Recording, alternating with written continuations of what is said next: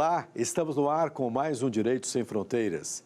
A história da humanidade é dividida em períodos. Temos a Idade Antiga, Idade Média e desde 1789 vivemos a Idade Contemporânea, iniciada pela Revolução Francesa. Do século XVIII até os dias de hoje, vários fatos marcaram nossa história, como a queda do Muro de Berlim, que sepultou a Guerra Fria entre Estados Unidos e União Soviética. Vamos ver um vídeo sobre isso. O muro foi erguido em 1961. Desde o fim da Segunda Guerra até aquele ano, 2 milhões de pessoas haviam passado da Alemanha Oriental para o lado ocidental. Saíram do comunismo, defendido pela União Soviética, para o capitalismo, liderado pelos Estados Unidos.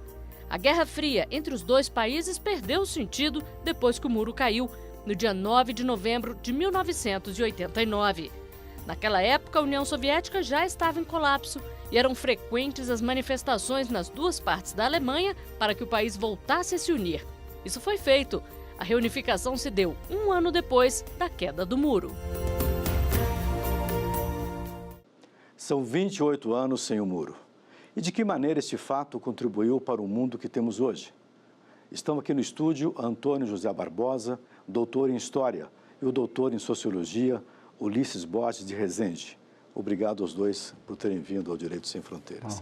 E eu começo fazendo a seguinte pergunta. O que o final da Guerra Fria significou para o mundo? Em primeiro lugar, eu acho que significou a montagem de uma nova ordem internacional. Na verdade, durante a Segunda Guerra, de 1939 até 1945, nós tivemos países antagônicos conjunturalmente sendo obrigados a lutarem juntos. É o caso da União Soviética e Estados Unidos, Reino Unido, etc. e tal.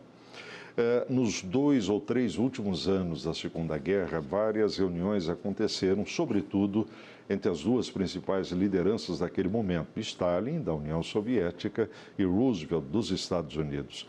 Essas reuniões tratavam não apenas do encaminhamento do conflito visando a derrota final da Alemanha nazista, mas também eram reuniões onde se delineava o mundo que nasceria do final da guerra. O mundo seria melhor se o muro ainda estivesse de pé? Eu acredito que não. Eu acho que a separação de um país e da própria sociedade ocidental por um muro é ruim em qualquer circunstância. Eu penso que a queda do muro, ela trouxe uma outra realidade. Na verdade, o muro ainda está caindo, nós ainda vivemos os efeitos até hoje, principalmente em países periféricos como o Brasil, dessa queda. As próprias mudanças nas legislações atuais, reforma trabalhista e outras tantas, elas ainda estão associadas aos reflexos dessa queda do muro. De que maneira? O senhor acha que o avanço do liberalismo começou com a queda do muro? Na verdade, é uma retomada do liberalismo após a queda do muro. A Revolução Russa, ela provocou uma reação do Ocidente, na medida em que, naquele momento, não seria possível um enfrentamento militar efetivo nesse combate ao regime que se estabeleceu como política de Estado na Rússia e, em seguida, na União Soviética. Então, com isso, o mundo passou a conviver dentro de uma nova realidade. A reação do Ocidente a essa Revolução Russa de cunho marxista, bolcheviques, foi a Organização Internacional do Trabalho, a formação de toda essa cultura do Estado do bem-estar social. Vamos contextualizar um pouquinho o muro? Por que fizeram o muro? O muro, na verdade, tem simultaneamente duas características. A primeira, a mais óbvia de todas, é um marco concreto, real, literalmente concreto, do sistema bipolar da ordem internacional que surgiu depois da Segunda Guerra Mundial. E há um caráter simbólico. Porque, na verdade, quando nós falamos do sistema bipolar, que se materializa com a chamada Guerra Fria, nós estávamos diante de uma realidade inovadora na história das relações internacionais. Não se tratava mais de apenas o embate entre duas superpotências, mas, além disso, era o embate ideológico entre duas formas distintas de organização da sociedade, entre dois sistemas diferentes. De um lado, o capitalismo, que seria representado pelo mundo ocidental, capitaneado pelo único país em condição de fazê-lo pós-45, que eram os Estados Unidos, e do outro lado, o nascente bloco socialista, sob a liderança da União Soviética. Bem, as crises vão se sucedendo entre essas duas superpotências. E no caso específico de Berlim, foram duas as crises. A primeira em 1948, eu costumo dizer que é o batismo de fogo da Guerra Fria, e a outra em 61, quando o muro foi erigido. Por que aquele lado da Alemanha virou Alemanha Oriental? O muro foi marcado, né? Eu acho que é importante de contextualizar que houve uma divisão a partir de um novo desenho de propriedade da Europa. Quem perdeu a guerra teve que ceder territórios. A Alemanha era um país só. Por que escolheram aquela divisa, aquela fronteira para fazer a Alemanha Oriental? O que eu sinto é que essa composição entre forças que tinham políticas realmente antagônicas, né, de um lado Estados Unidos e Inglaterra e de outro a Rússia e a União Soviética, na verdade, isso levou a uma divisão dos perdedores. E essa divisão, uma parte ficou para o bloco comunista e outra parte para o bloco ocidental. Perfeito. Professor? Eu diria o seguinte, nas chamadas reuniões entre as principais lideranças aliadas da Segunda Guerra, duas se destacaram. A primeira delas foi a Conferência de Yalta, quando se delineiam os aspectos que vão conduzir o mundo quando a guerra terminasse. A segunda é a Conferência de Potsdam, que definiu a divisão da Alemanha. Até então, a Alemanha era um país unificado. Nessas reuniões, Stalin, o homem poderoso da União Soviética, deixou muito claro para Roosevelt o seguinte: na hora que a guerra terminar, eu não admito que no leste europeu possa existir regime político antagônico ao meu. A União Soviética e a antiga Rússia já estão cansados de serem invadidos. A União Soviética sofreu demais. Só para que o telespectador tenha uma ideia, enquanto os Estados Unidos perderam na Segunda Guerra cerca de 400 mil pessoas, a União Soviética perdeu 22 milhões de habitantes. Então, Stalin exige que o leste europeu seja a sua área de segurança, o seu cinturão de segurança. E Roosevelt aceita, entre outras razões, porque embora o projeto Manhattan estivesse sendo encaminhado, ninguém tinha certeza de que a bomba atômica iria dar certo. Aquele lugar, aquela fronteira, então, foi de interesse imediato dos planos do Stalin. Ele queria o leste protegido. Exatamente. E por esse motivo o desenho foi ali. Mais do que isso. Como disse o doutor Ulisses, os países vitoriosos estabeleceram uma nova ordem.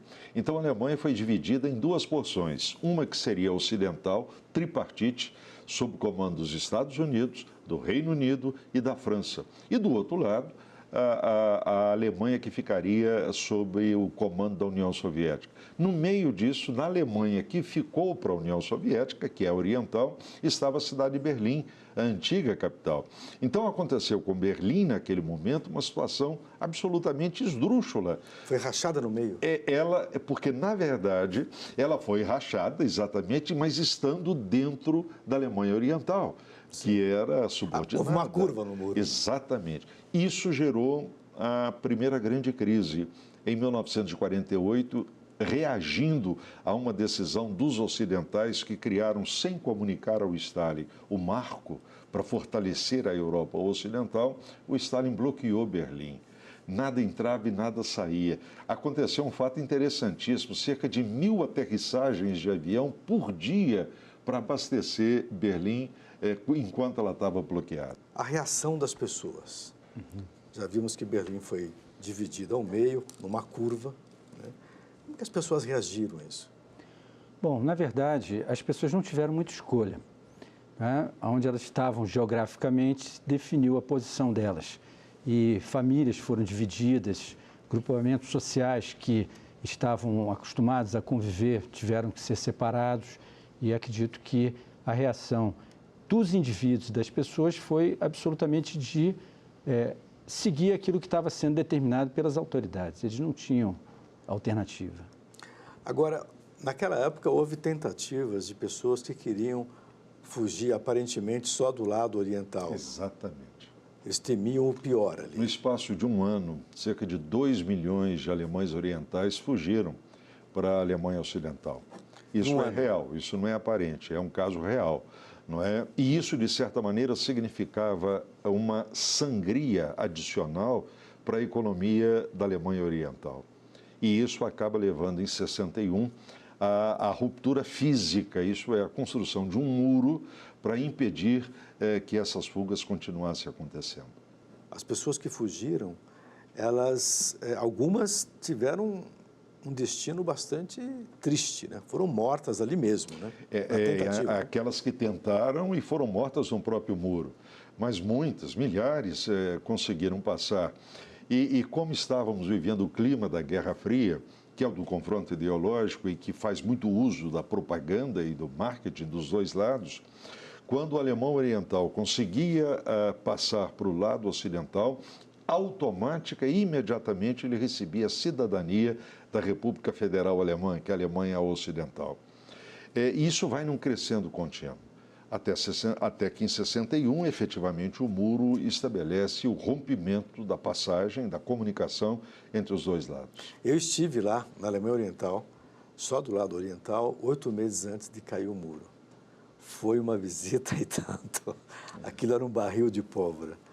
Eu volto a perguntar ao senhor o seguinte, as famílias que foram separadas, como que elas fizeram esse acerto pessoal, quer dizer, essa convivência com o parente do outro lado do muro e também tinha aquelas cercas de arame farpado, era uma coisa de difícil manejo ali. O que se sabe sobre essa convivência das famílias com essa ruptura ao mesmo tempo? Na verdade, é a ausência de convivência. Essas famílias elas foram rompidas realmente, como aconteceu também na Coreia do Norte e a Coreia do Sul, também uma separação que as famílias não tiveram mais contatos e às vezes até depois de décadas se reencontraram, né, podendo restabelecer o vínculo familiar. Mas pelo próprio sistema do leste europeu, esse isolamento ele foi imposto a essas famílias. Perfeito. Nós vamos a um rápido intervalo e voltamos daqui a pouco com o Direito Sem Fronteiras. Não vá embora.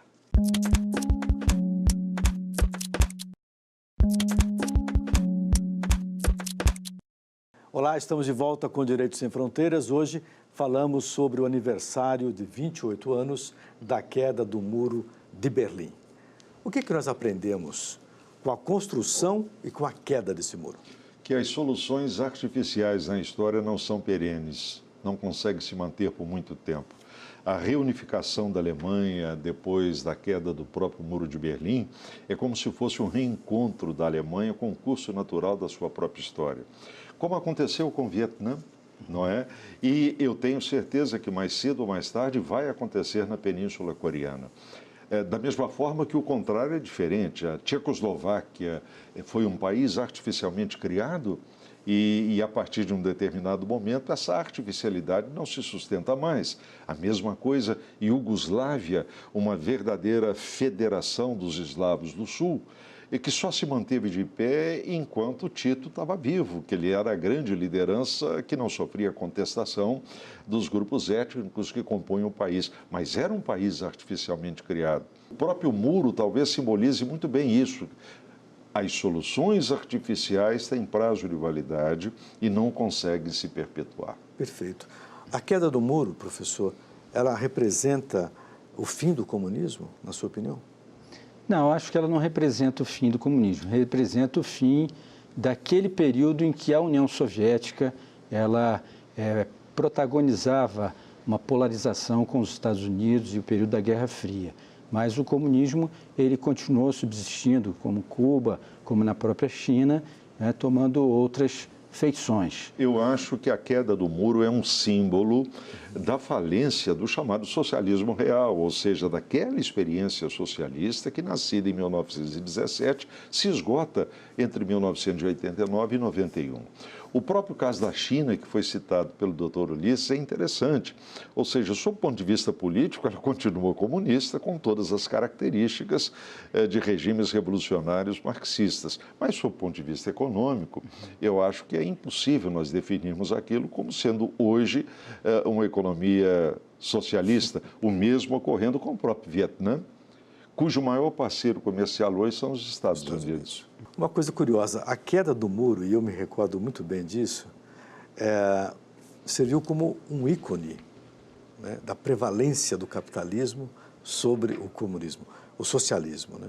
Foi um ícone. Em relação à Guerra Fria, também como marketing ideológico, histórico, de alguns pensadores, historiadores, a Guerra Fria teria terminado ali. Terminou ali? Sem dúvida, porque eu só posso entender a Guerra Fria com a existência de dois contendores, Estados Unidos e União Soviética. Nesse período de 2 anos, entre 89 e 91, a União Soviética se dissolveu, ela entrou em colapso, não é? Então, ela sai de cena como grande antagonista do capitalismo representada pelos Estados Unidos. Significa dizer que a Guerra Fria, tal como nós entendemos, desde 1947 até aquele momento, deixa de existir, por absoluta falta de um dos contendores, de um dos lados da disputa. Seria exagero ou leviandade histórica dizermos que a Rússia hoje e os Estados Unidos ameaçam um relacionamento mais duro, muito próximo daquilo que nós vimos na Guerra Fria? Com espionagem de Facebook, com artigos financiados pela mídia digital, que está sendo investigado hoje lá pelo Congresso americano? Eu acho que não com o aspecto ideológico que foi vivenciado no passado. Uma carga menor. E a Rússia, quando da dissolução da União Soviética, como o professor Antônio bem falou, ela sai de cena e hoje, sob a liderança do seu presidente Putin, ela começa a buscar recuperar espaço nesse cenário internacional, né, na questão da Síria, na questão, em vários pontos, ela busca essa retomada de protagonismo como teve no passado. Eu concordo integralmente com o doutor Ulisses e faço um complemento à análise que corretamente ele apresentou. Eu não posso falar em Guerra Fria hoje, porque o aspecto ideológico não subsistiu mais. Na verdade, querendo ou não, isso aí não é uma questão subjetiva, a economia de mercado se tornou vitoriosa. Talvez o exemplo da República Popular da China seja o mais evidente disso. Mas especificamente em relação à Rússia, há um aspecto que me fascina. Você sabe o que eu estou observando? Primeiro que o Putin faz questão de mostrar, eu estou no jogo. Ou seja, a Rússia continua no jogo. O arsenal nuclear que a União Soviética possuía continua intacto. Ele era da KGB. E ele está aqui nas minhas mãos. Mas você sabe o que é que me fascina? É porque, no fundo, independentemente da roupagem ideológica, seja Putin, seja Stalin, o que se vê hoje na Rússia é uma revivescência de Pedro Grande, de Catarina Grande, ou seja, acima das questões ideológicas, o que está pairando, isso para mim está muito claro, é a ideia da mãe Rússia, da grande Rússia, que não pode deixar de crescer, que não pode deixar de ser importante no cenário mundial. Eu acho que Putin representa isso. Voltando um pouquinho ao muro, eu queria saber como que as pessoas, de maneira geral, nas duas Alemanhas, reagiram após a queda. Qual era a situação da Alemanha quando o muro caiu? A Alemanha Oriental tinha uma feição e a Alemanha Ocidental tinha uma outra feição. Eram quase países diferentes, parentes distantes. Há dois aspectos a serem analisados na questão. O primeiro deles é o aspecto humano. E quanto a isso, eu acho que não paira dúvida alguma. Ao reencontro, existem laços familiares que conseguem ser reatados depois de tanto tempo de separação. Esse é um aspecto. O outro não. O outro é basicamente material. Há uma diferença brutal em termos de nível de desenvolvimento econômico, ou para usar uma linguagem de Marx, um nível das forças produtivas da Alemanha Oriental era infinitamente inferior ao da Alemanha Ocidental. Isso significa dizer que nos primeiros anos, talvez na primeira década da reunificação, o peso que recai sobre as costas da Alemanha Ocidental foi extremamente forte, porque ela vai ter que deslocar investimentos para promover um mínimo de equalização entre a parte oriental que estava agora sendo assimilada pela parte ocidental. Quer dizer, o peso recaiu sobre a Alemanha Ocidental, que sem tinha dúvida alguma mais poder de Até financiamento. porque nos últimos anos a União Soviética não tinha mais a menor condição de prover os seus aliados, ou como a gente dizia na época da Guerra Fria, os seus satélites do leste europeu. Essa é a razão da derrocada da própria União Soviética, não é? Eu me lembro que enquanto a Alemanha Ocidental tinha BMW, Mercedes, conversível, etc., a Alemanha Oriental tinha o Straube. Era um carro minúsculo que praticamente podia ser desmontado na rua. Era um carro completamente fora do padrão industrial. Eu queria perguntar se havia mais diferença industrial além da questão do automobilismo. A diferença acontecia em todos os níveis da produção. Sim. Quer dizer, porque, na verdade, a opção feita pelos Estados socialistas, a partir de Lenin, era promover o desenvolvimento da chamada indústria de base, da indústria de transformação, o que é até compreensível. Só que, e isso aconteceu também na Alemanha Oriental, como na Hungria, na Tchecoslováquia, na Polônia, etc. e tal. Só que há um limite para esse crescimento, a partir do qual ele não consegue transpor e não consegue se desdobrar na indústria de bens de consumo. E vai chegar um momento em que a própria sociedade demanda produtos, demanda mercadorias, até para melhorar o seu nível de vida. E as economias socialistas não conseguiram responder isso, como aconteceu com a Alemanha Oriental. Eu volto já com o senhor. As pessoas que, de repente, ganharam liberdade, o muro caiu, mas a roupa que eu visto é completamente diferente da roupa que você veste. Até a comida que eu como é diferente da sua, que viveu num padrão social melhor.